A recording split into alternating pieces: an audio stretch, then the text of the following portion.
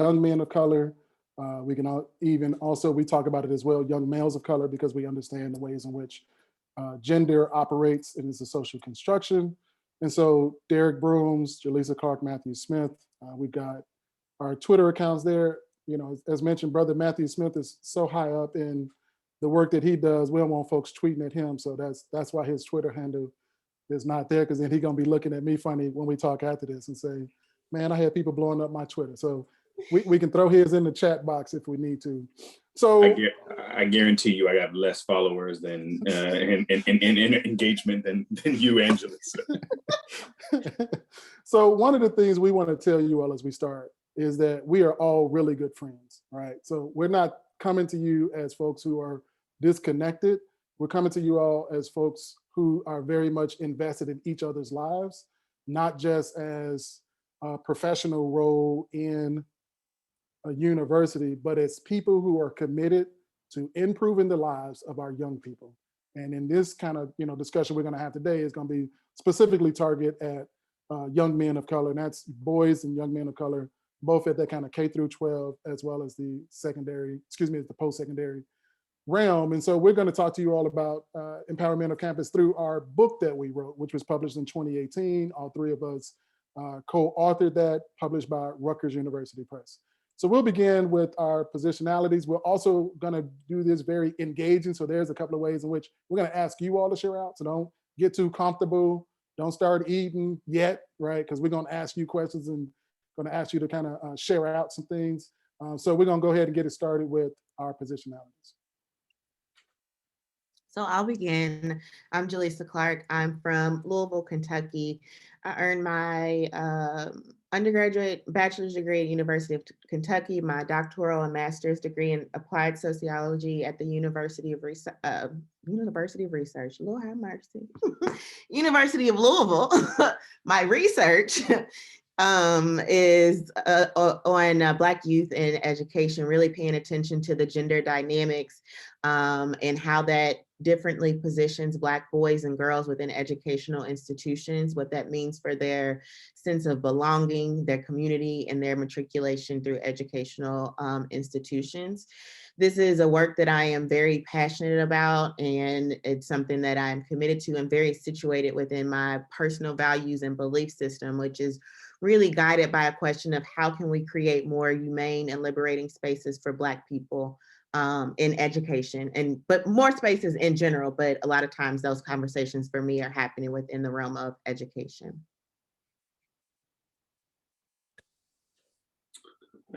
Thank you, Jaleesa, for making it hard for me to follow that. That was amazing. Hello everyone, Matt Smith. I am currently serve as like Dr. Derek mentioned, the AVP of Student Life and Dean of Students at Cal State Dominguez Hills. And so I grew up in Southern California. I was born in kind of first few years of my life was in Compton. Then we moved as was the kind of the pattern at that time in terms of what was happening with some of the Black families in South LA. We moved out about an hour east and into what's known as the Inland Empire. And then that's where I grew up, first generation college student. And in fact, like both of my older brothers dropped out of high school. And so I was growing up in a place where, we were supposed to have like manicured lawns, better schools, the funding was there, but just realizing that with my two older brothers, there was a lot of struggle for students of color and particularly males of color.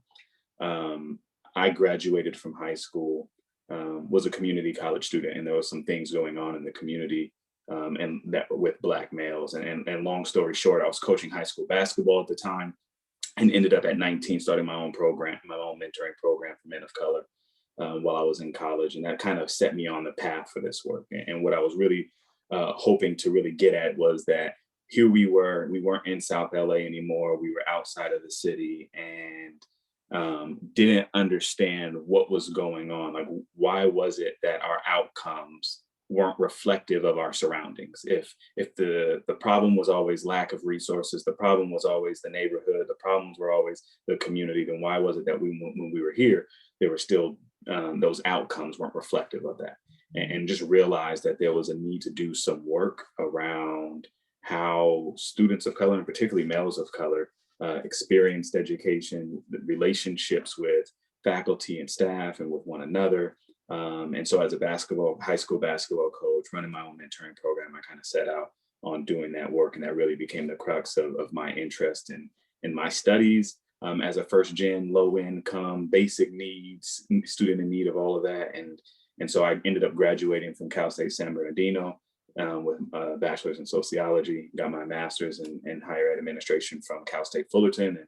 And last year, I finished my PhD at Claremont Graduate University, in the midst of the pandemic. And so, so happy to have that done. And a lot of my work, as a practitioner still centers around, equity for students, especially those students who come from historically marginalized backgrounds, and trying to make sure that our institutions are student ready, that we're responsive and listening and understanding, and that we work from this like educational justice ethic of love and care, and kind of really pushing against the grain to make sure that we provide, opportunities, for students to not just access higher education, but to complete it and be on a path to do the things that they truly care about in terms of creating that change in their communities and providing for their families. Well, y'all not making it easy on the brother. Okay. Excuse me, Derek Brooms. I'm professor of sociology and Africana studies at the University of Cincinnati. And as I always say, I also serve as a youth worker as well. There's several things I want to share about my positionality. So first is I grew up on the south side of Chicago. And if folks know anything about Chicago, is one of the most racially segregated cities in the nation. And so what that meant is throughout my entire K through 12 education, there were only always ever Black students in the schools that I attended. And so what does that really mean as it relates to the work that I do? When I started high school as a ninth grader, our incoming class had 334 students. And when we graduated 4 years later, we had 99. So I'm gonna say that again. We started with 334. And then when we finished 4 years later of high school, we had 99.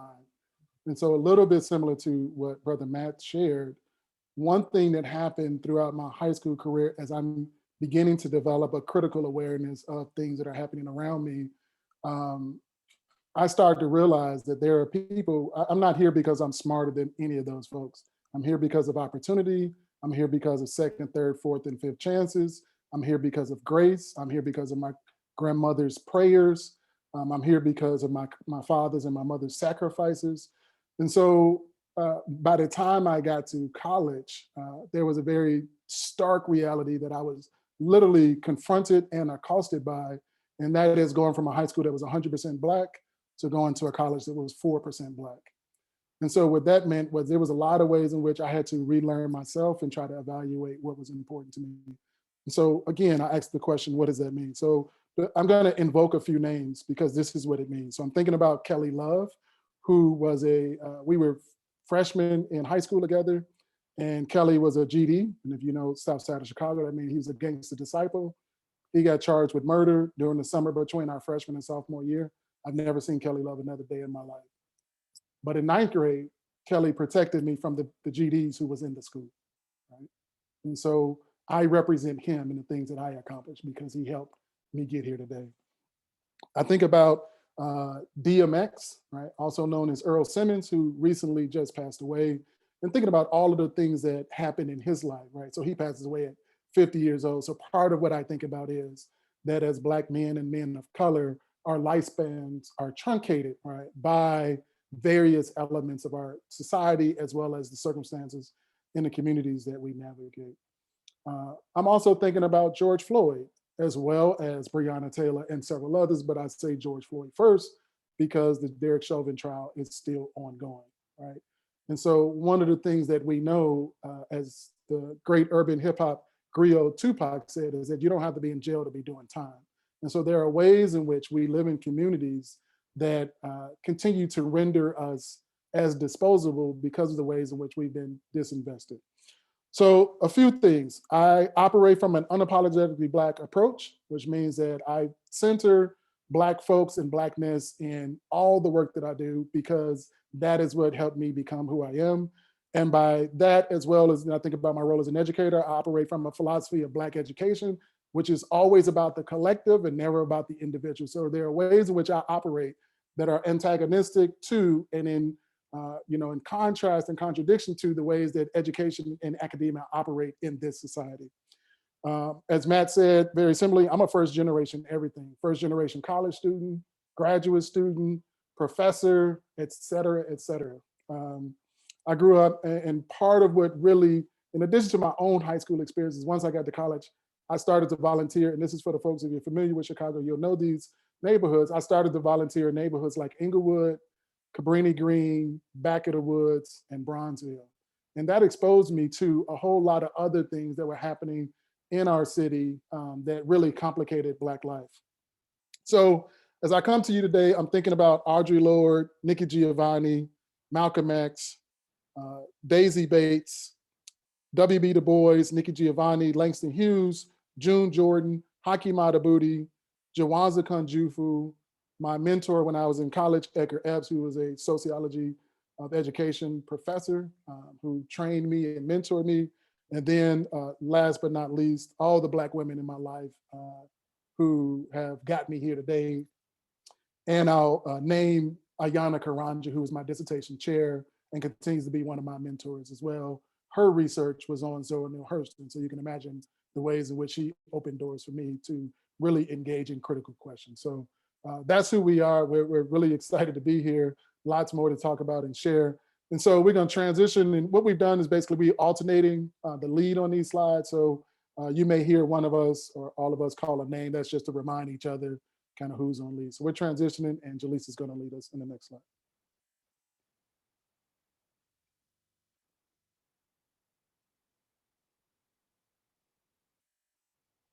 You're on mute, Jaleesa. Yep. Yep, that got to remember to unmute yourself. So as we have shared our positionalities, we want to take some time for you all to kind of share your positionalities and how you come into this work as well. And more specifically, we just want you to think about and respond to this question, or what are your personal motivations for engaging in this work? You take a few minutes to think about it, and as you feel ready to respond, feel free to unmute yourself or drop responses in the chat.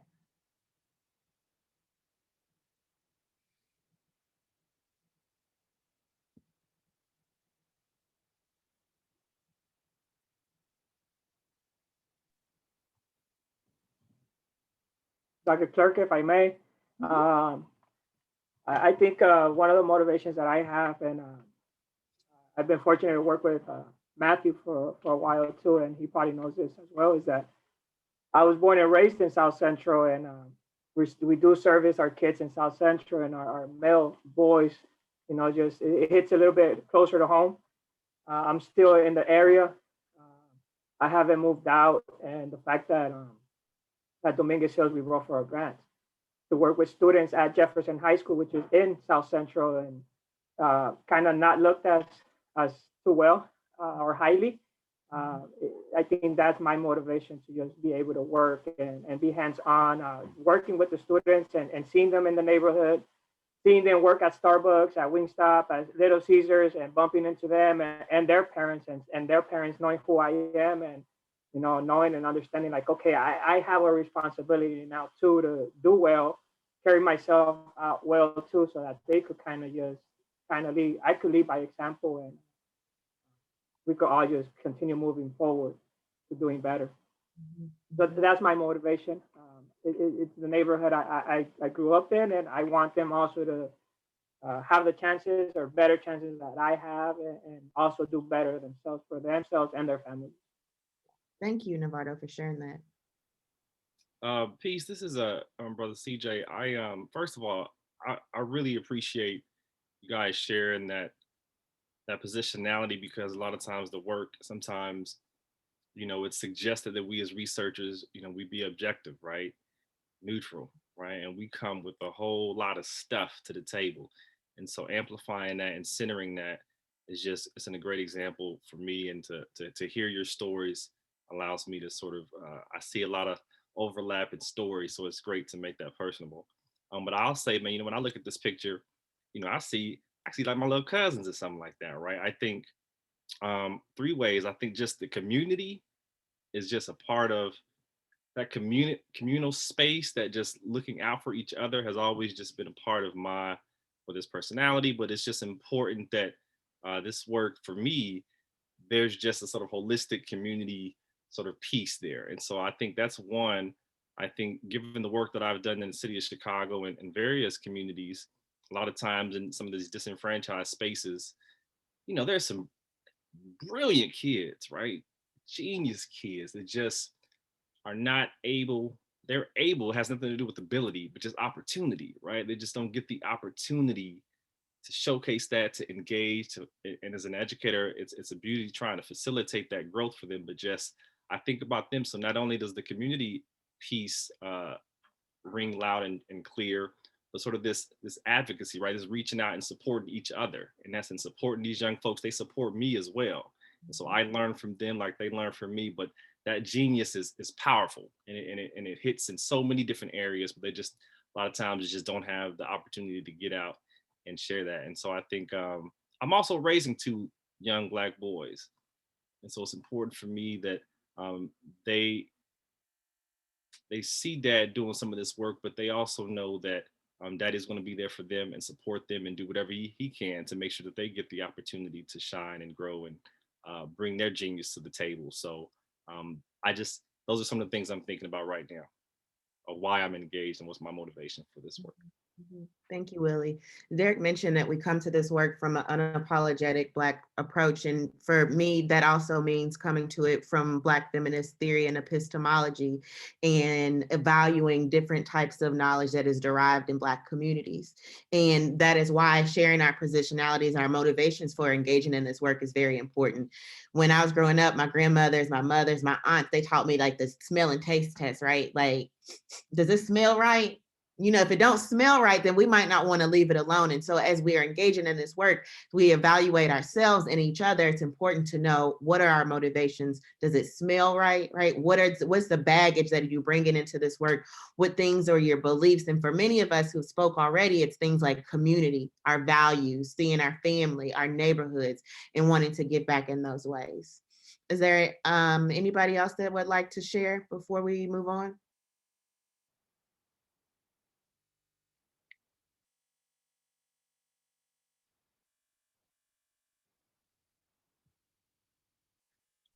While folks are thinking, just two quick things. I'm gonna be in the chat box because folks saying stuff, I just can't let it slide. I'm gonna try to be quiet, but Brother Willie, we need you to write all that down because that's a whole autoethnographic piece right there. And Brother Navardo, what you said just resonates with all of us because that's how we approach it too, right? We're thinking our communities, the one thing I would just say is like, our communities are everywhere, right? So even when I come out to LA, whether that's, in LA proper or South Central or down to Dominguez Hills, like all of those are my communities because that's where my people are, right? So just what you shared, Navardo, it just hit me in a particular way because I'm just like, we got to show up, right? So I wanted to mention that. Then the other thing I wanted to mention, I meant to mention before, we have just a few images here, and we've just included where those images are from because we also believe in naming and giving credit, as Dr. Clark just mentioned. So we've got one image that's kind of our own, if you will, local to DH, but we have a few others. We just want to name where those images came from, just so that folks know, right? We're not just going and looking for anybody on the internet and just plopping it here. I used to work in DC. I'm pretty much, connected to Columbia Heights because the school I worked at was near there. So I just want to give you some background. It's just want to just give you background on intentionality of our work. I'm jumping back out my double dutch. Thanks.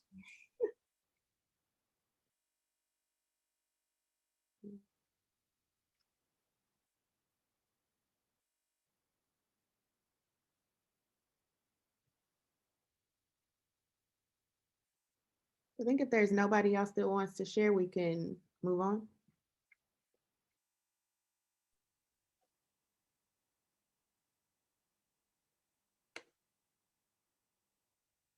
I apologize. One of the slides just disappeared.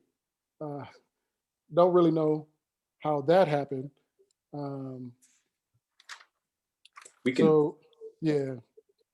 Matt, you want to just go ahead and ask your question? Yeah. So I think we just wanted to recognize the fact that, like, although we have the honor of being able to kind of lead this and facilitate this discussion today, right, that we recognize the collective knowledge that's in this virtual space. And so want to just pick your brains a little bit around what work do we need to improve, do we need to do in order to improve the educational experiences of men of color? And so we're going to ask you to kind of post in the chat, or you can unmute yourself. But again, it's what work do we need to do to improve the educational experiences of young men of color?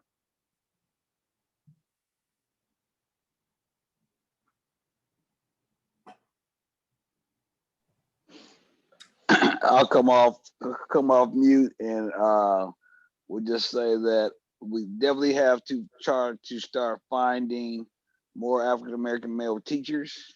Right, I'm a high school teacher out in Antelope Valley, and so there's a United Black Student Union conference today that I was just in, and one of the sessions talked about trying to develop the pipeline of Black male educators for the future. Is only 2% of teachers in the United States or African American males.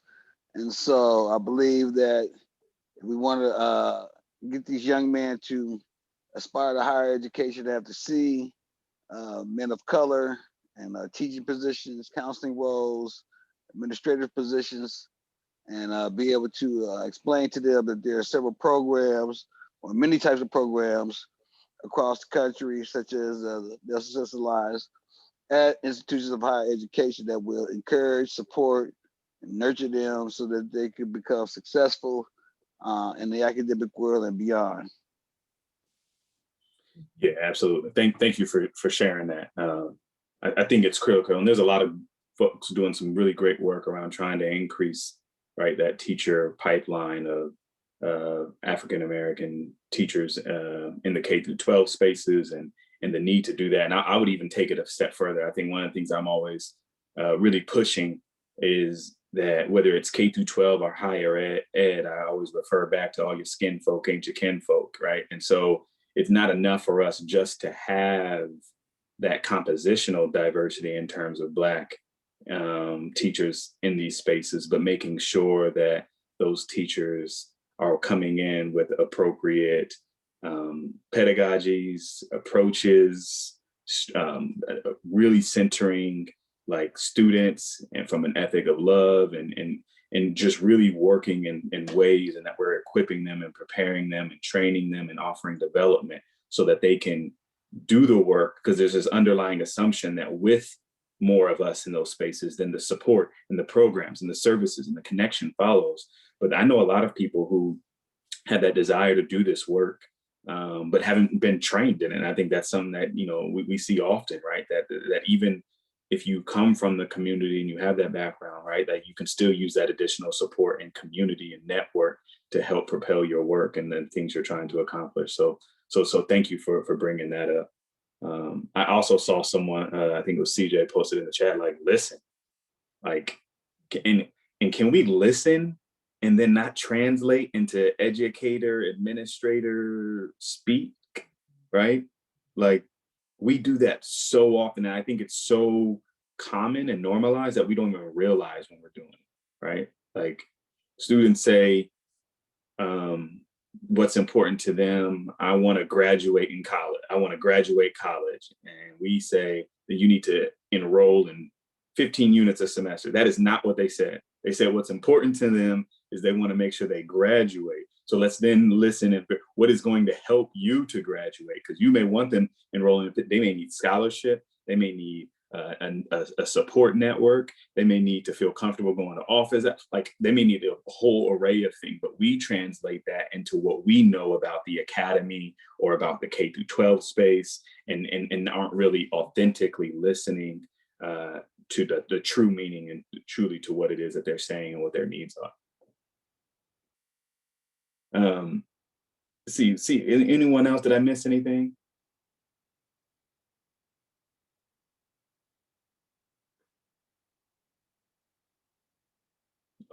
those two were great.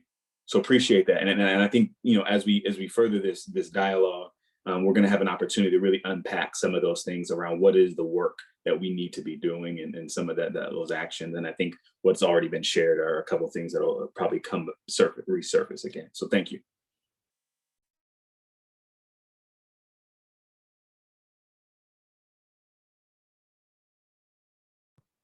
Oh, Derek, you're on mute. Mute button, of course. So I was just saying that Brother CJ must have been looking at our slides before we got to a couple of them. So that point about listening to them. So when we talk about our approach, and some of you all will recognize these as some of the tenets of critical race theory, right? So much of our approach is coming from this critical race theory framework, which really, you know, is, again, we didn't try to iron out all of them. We just wanted to put a few points here. But the centrality of race and racism. And we're talking about working with youth of color, and we're talking about working with young boys and men of color. We have to understand that race and racism operates in their lives and impacts how they're able to engage with social institutions, and then the types of opportunities, resources that are available to them, right?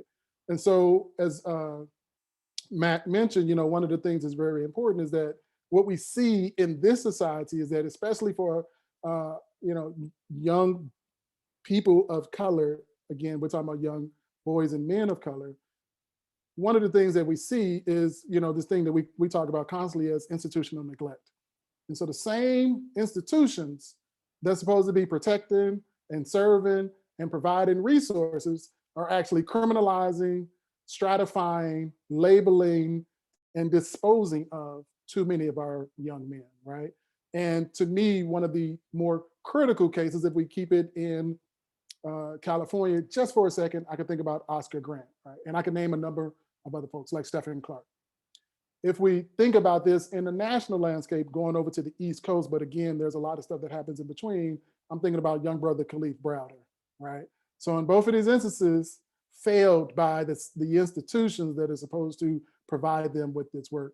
And if I just connect that centrality of race and racism with you know, Brother Victor Rios, who actually just spoke as the opening speaker today, the ways in which they are criminalized, you know, this youth control complex, right?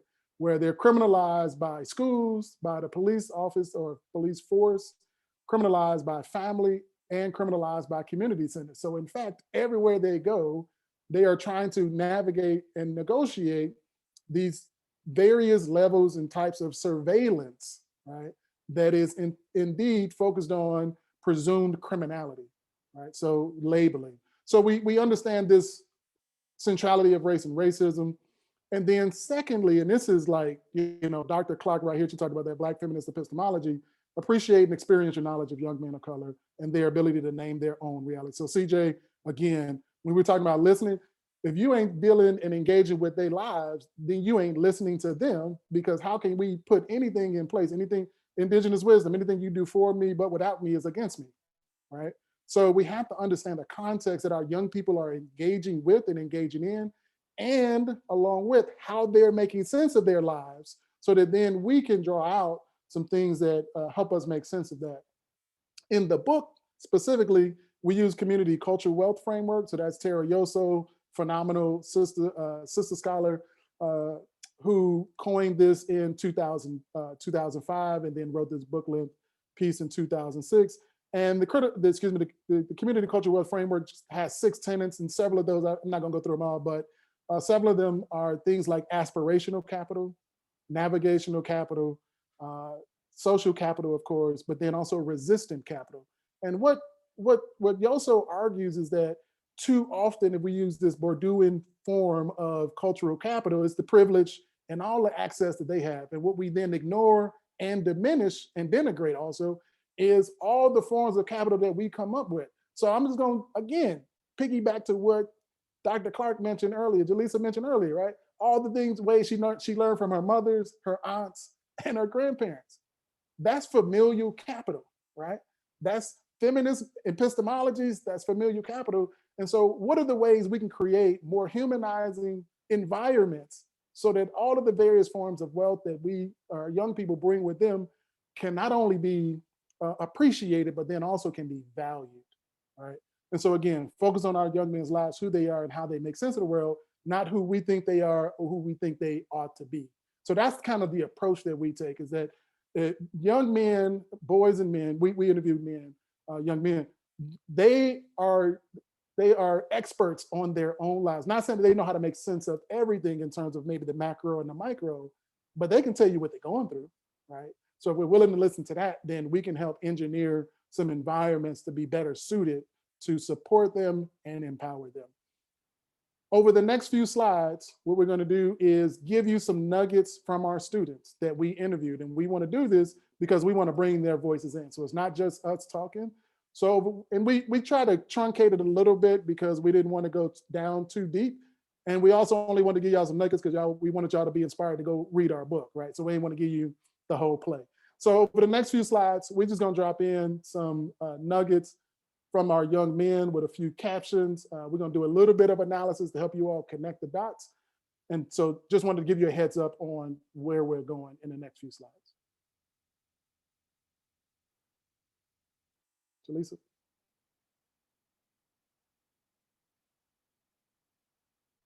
We're going to start off with talking about how we can connect with men of color. As many of us know, because of our motivations with this work and our engagement with this work, Black males are routinely neglected and marginalized within educational spaces and institutions.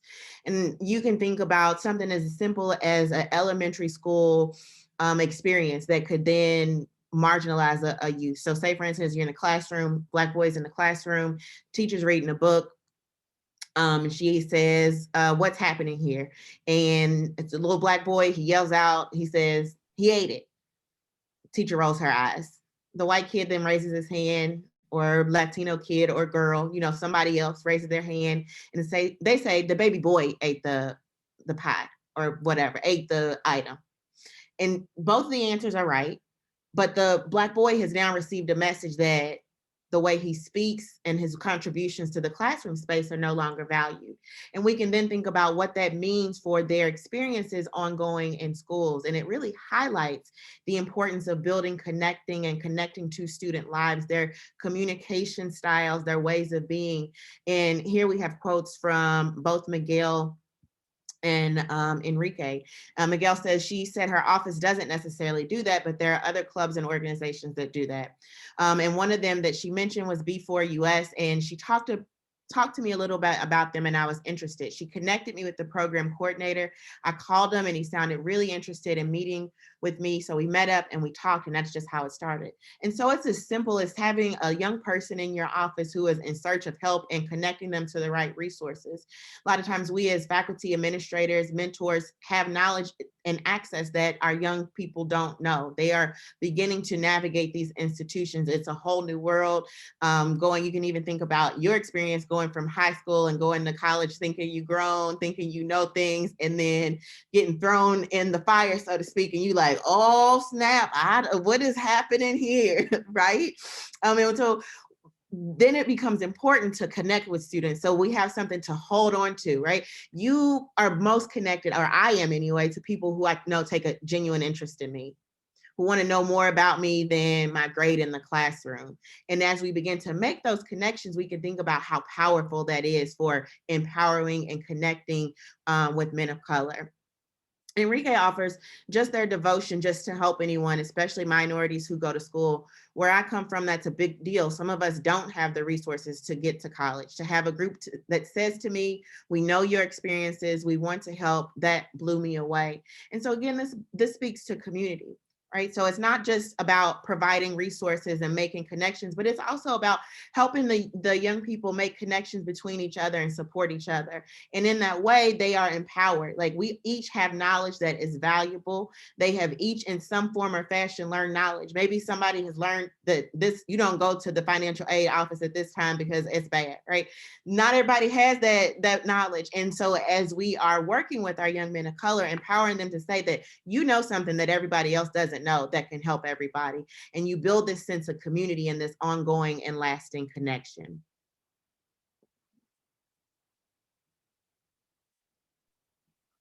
Yeah, and so I think one of the things, we're going to take a minute to kind of look at is the leadership and learning and growth of of the young men in B4US. And I want to point out that how relational all of this is, right? That their learning, their experience, their growth was all understood through their relationships with others. And so Bob said, I think the biggest thing that I'm taking away is a purpose. This experience gives you something to live for. We're in the same situation pretty much. I was there where they're sitting, and I came to where I'm at now. I grew. I got to where I'm at. And so if I'm telling them they can do it and I did it, that means that what I'm dealing with now, I can still persevere on and be something. Right.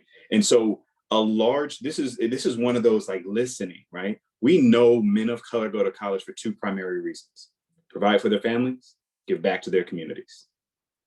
And so they come to college, and this was my experience. You come to college, and then the leadership opportunities that we value in the academy and that we promote to them are often having to do with like things that are important to us in higher education, clubs and orgs and those type of things in our offices and our departments. These students are talking about where they learned or their leadership, what they were passionate about was in relationship to how he was able to speak to the lives of others and say, you can get to where I'm at today. You can do this. And by doing that, it caused this self-reflection of, man, I used to be where they are. I remember how difficult that was. If I got to where I am today, then whatever I'm dealing with today, there's something else on the other side of this that I can get to that as well. Right. And so looking at creating leadership opportunities for them that truly matter to them, because there are men of color who will go and participate in the traditional higher ed student leadership opportunities, but there's a whole host who won't. Right. And we're constantly thinking that it's just a lack of communication. We just got to go out and just talk to them. But what happens when there's just I had no desire to do that, like none. As a commuter student, I was running my own mentoring program and coaching high school basketball. And I was like, I don't have time to meet with the 5 of you in the library for this club. Although I think that what you're doing is cool, I'm trying to change the lives of these young men in my community, right? And so balancing those, so I would much rather invest the limited time I had there while working full time and being a full-time student. And so I think looking at how we create those leadership experiences, and B4US was able to create that type of a leadership experience for them as a seamless part of their organization and their program. And so that's what Bob is talking about. Tariq, on learning and growth. I think what I'm going to take away from this is the true understanding of the laws of harvest. You know, you talk about planting seeds, you talk about being intentional about things, and everybody always wants to take credit for what you do. And that kind of ties back into the role model or the leadership position. But there's some things that you don't know are happening that are going to affect people. So really just understanding the laws of harvest, like how you can plant a seed and something will grow. Again, this laws of harvest, even these laws of harvest and how what he's sowing, what's going on, investing and things coming, growing as a result of that, and the indirect influence and impact of their actions and what's going on. Tariq is understanding that through relationships, right? And through his interaction with his other brothers in the organization and in the community that he's around.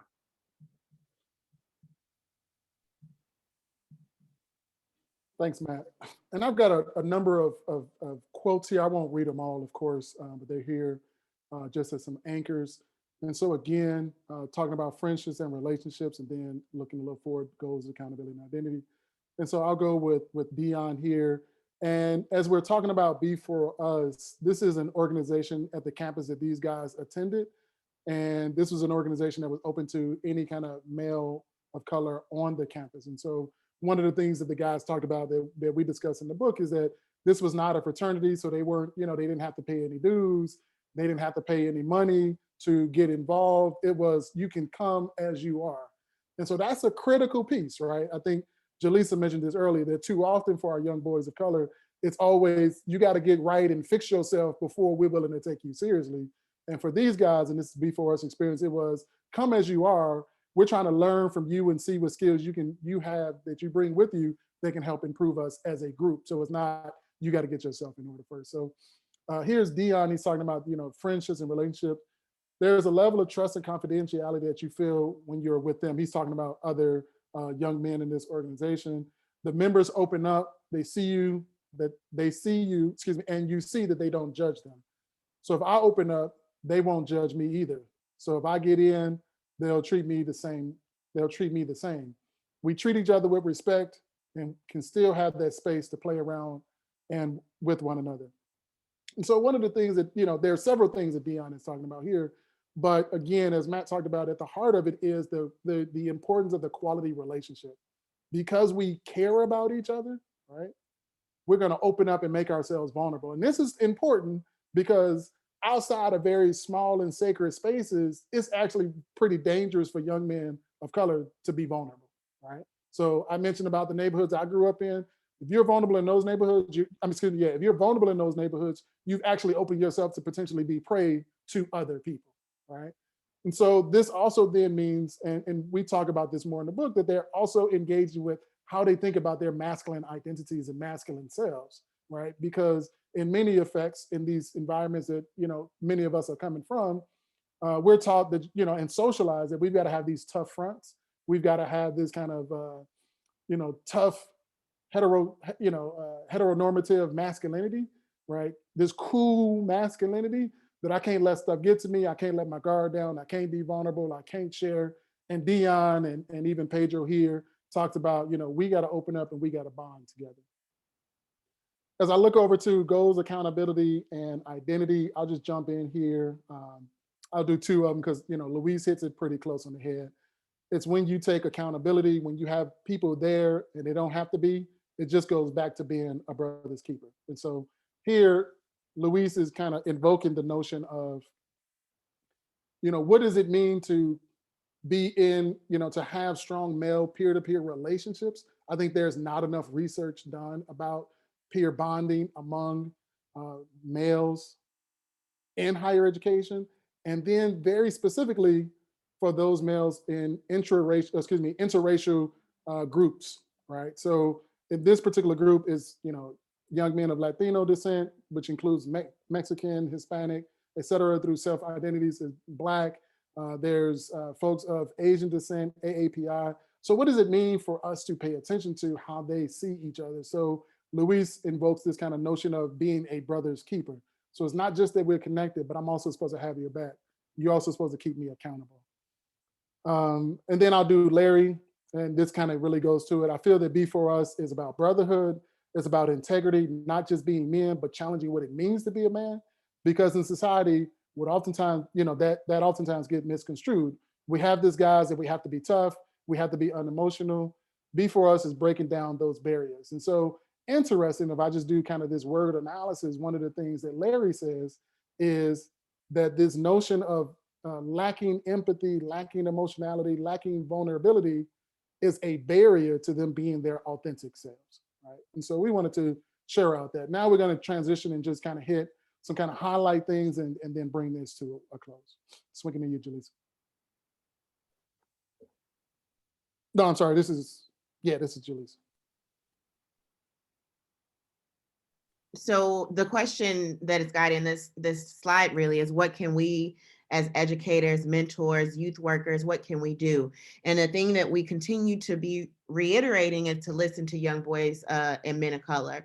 And if you think about the quotes that we shared, everything we need to know, they're telling us, right? They're telling us that people who are providing resources are helpful. They're telling us that being able to be vulnerable with other men is important.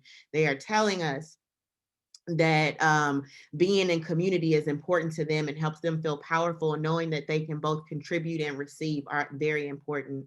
Relatedly, educators can create an ecology of support. We can't do it on our own, right? This goes back to this idea of community. We need different people in different spaces to provide support and help. And that comes from the young men themselves, right? They have knowledge that they can share with each other as a part of this ecology of support. Also, it's important to develop and support healthy relationships. both between students and between faculty, students, and mentors. And these relationships are where meaningful change happens. When you are in close relationship with somebody, there's a different level of trust where you are feeling free and able to open up and be vulnerable, where you know that, you know, if you are having a rough time, nobody's gonna laugh at you and be like, ah, you should have did X, Y, Z. No, we know that, you know, sometimes we're not perfect people. And if I have a healthy, supportive relationship, I have somebody that I can turn to. I don't just have to sit in the corner of my room and tussle by myself, wringing my hands, wondering what can I do and not getting anywhere. Instead, we have this community of support that we can speak to. We also suggest taking a person first approach. This means seeing beyond the label of young Black men, young male of color. Each individual has their own story, and we want to begin with that story and what they are telling us that they need. So again, back to this point of listening.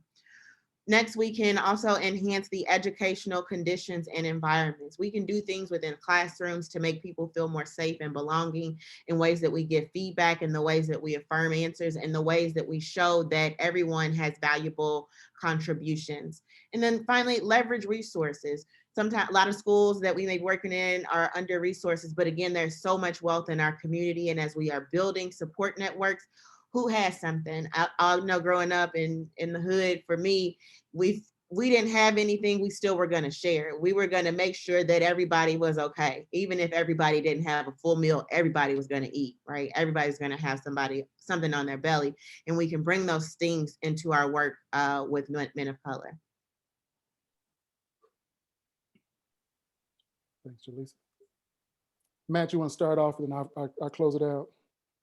Yeah, and I was actually I just wanted to really emphasize one thing as well from kind of what Jaleesa touched on too, and that's just the need for those healthy relationships. A lot of times we don't recognize that, especially when you have other men trying to lead these efforts, that if you have broken men who don't have healthy relationships with other men, they're not going to create an environment where healthy relationships can flourish and take place, right? If I have this animosity between Latino males, right, that I haven't dealt with and processed, it's going to come out in my organization. If I have issues around heteronormative masculinity and objectifying women and all of those type of things, you can't create that space for healthy peer male relationships to flourish. And so sometimes it takes us doing some work. You know, the great prophet Riley from Boondocks told his grandpa, game recognized game, and you looking real unfamiliar, right? And so when you're in there and you're trying to facilitate and you're espousing all this stuff, but it's not authentic, it's not genuine, it's not something that you've gone through, that healing hasn't taken place in your life, and real recognize real. And folks start looking real unfamiliar, and our young men see that and they check out. Right. And so I think it's just a critical piece to highlight there. And Derek, since I went down that rabbit hole, you go ahead and finish us off with that conclusion. I actually just want to stay here because you didn't open up some stuff that, we need to unpack a little bit further. I'll just make one point. I'll breeze through our conclusion because we can talk about those through Q&A. But the other thing we want to point out in terms of what educators can do is that we do hope you all see all of these things as connected. So it's not, if I do this one thing, there's no silver bullets here, right? So listening to boys and young men of color is one step, but then there's got to be some actions that support them behind that, right? Because as Matt talked about early on, we can listen and then dismiss, and we go back to the same toxic ways we've been engaged in.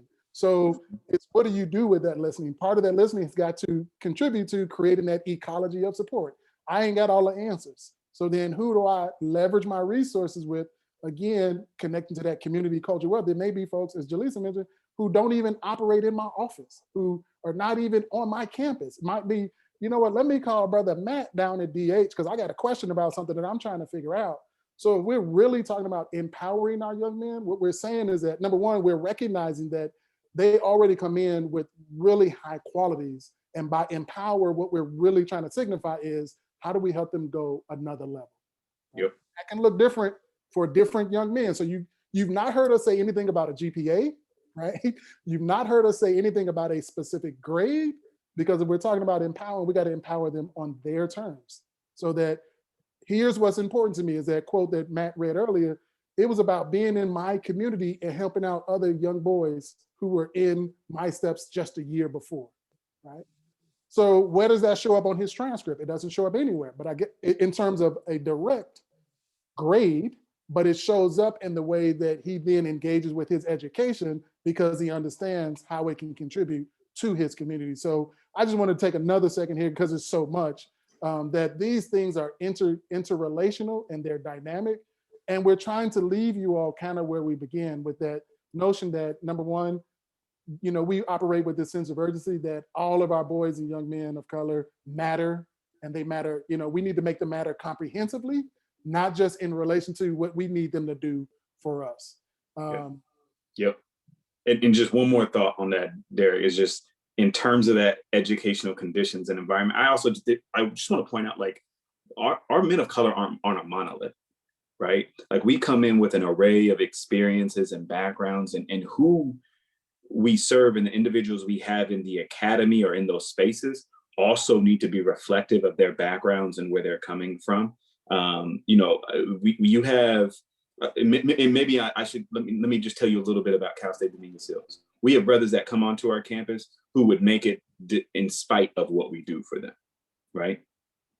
And let's say these brothers are interested in anime and love reading, right? Some Harry Potter. We also have brothers who come onto our campus in house slippers and do-rags, and who may need, like, and have a different kind of disposition about how they go about it. And so recruiting one would look different than recruiting the other into those spaces. And so creating a supportive environment for all of those, and for those divergent experiences, which often can be in conflict within our community with one another, to find brotherhood together, takes us to take a step back and to reflect on our approaches and our strategies and how we approach young men and communicate with them and connect with them, to make sure we're making space truly for all of them, and not just for that normative kind of stereotype of what we believe, especially urban men of color, should be and look like and are interested in, but understanding that there's an array of interests, qualities, characteristics, and things that we need to make sure are inclusive, including our brothers, our gay brothers, and and the whole, and individuals with different gender identities, making sure we make space for them to all enter into a community, into an ecology of support, and to take part in that brotherhood is really, really important. And I promise I'm done now. I'm not done now, because I was gonna say, really what you're talking about is that person first approach. You're treating them as a person, as an individual, who then can be connected to the collective. Is not, this is who we are, and if you don't fit in with how we identify, then you can't be here. So I was just wanting to speak that. Jaleesa, go ahead. Yeah, and so on related to that, taking that person first approach is about checking yourself, right? So we started with talking about our motivations, our positionalities for engaging in this work. And so taking a person first means, what baggage am I carrying? What things do I believe about Black and Latino males or young men of color and what they believe? And letting those things go, right? Listening to what the youth are actually telling you. And so checking yourself, just remembering constantly, let me check myself. Man, we're about to write something else. All right, conclusions. Just really quickly, just a couple of bullet points.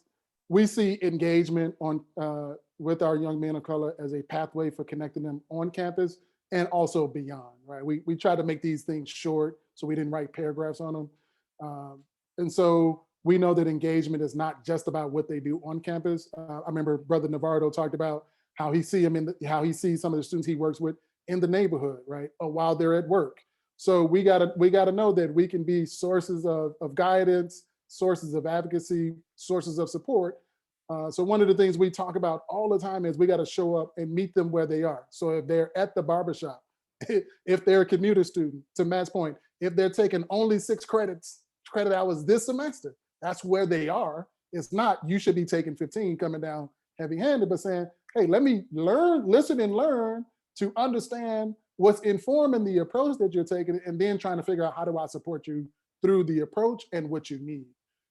We argue that relationships help build bridges that can create current and future opportunities. So there's some things that I might be able to experience right now, but we can talk about social capital, we can talk about cultural capital, we can talk about our networks. I mean, I talk to Matt all the time about, if you got some guys who want to get some research experience, let me know. One of the brothers who graduated, we were sharing this a little bit earlier, one of the brothers who graduated from BH is about to start his dissertation and asked me to be on his committee, right? That's a relationship, right? So there are ways in which we can pour into our young people, but we also have to do this from a relational aspect so that it's really, really not transactional, right? Because if you want to mess some stuff up, make it transactional. Understand and interrogate our points of reference and perspective. That's exactly what Jaleesa was just talking about. How are we showing up to do this work? We may be highly, as Brother Sean King said yesterday, we may be highly energized. We may be highly passionate. We may say that we care and we can still jack some stuff up, right? So interrogate where we're coming from. And then, as we've talked about this entire session, there's a great need to focus on their potential and their promise, not holding them or imprisoning them to the mistakes that they made yesterday or the mistakes that they made 5 years ago.